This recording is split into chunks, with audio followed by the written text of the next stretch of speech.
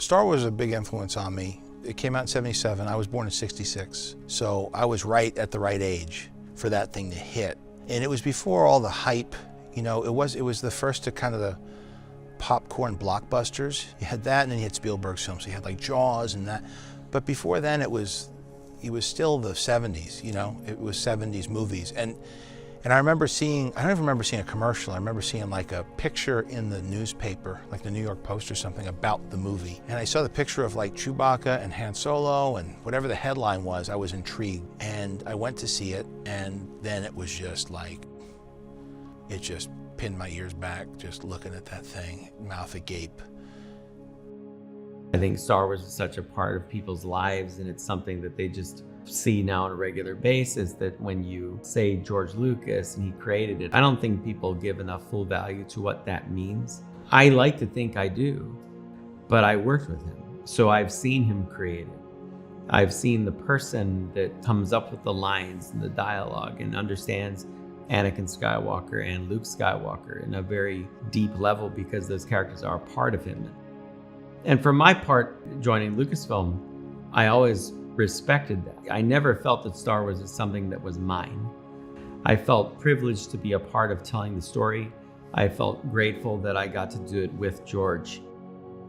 There are such universal themes in the Star Wars stories, and ironically, I think people feel that despite being fantasy science fiction, it reflects the world we actually live in its inclusiveness and diversity and conflict.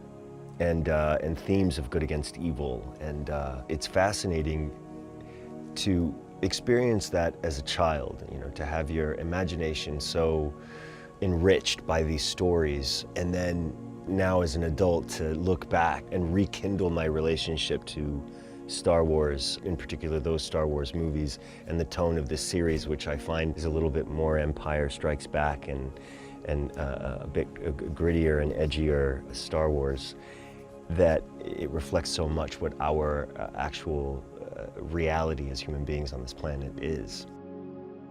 The show, to me, in the most basic storyline, is about a man who's been following a way of life and has that way of life sort of upended until he met the child. And it sort of changes his life, and I think he's reevaluating his priorities and what means something to him in his life in the world. So I think it's really sort of about a man discovering something about himself that he had never known. Much of the Star Wars projects is that, yes, there is the Western. It is from the West, as we know it, that particular type of storytelling. But there's also, again, in all of this, there's this very Eastern kind of brushstroke or brushstrokes that go on. So, you know, there is this kind of the Buddha looking for enlightenment and searching and searching and searching, and finally settling under the tree and realizing that the search wasn't out there, the search was in here.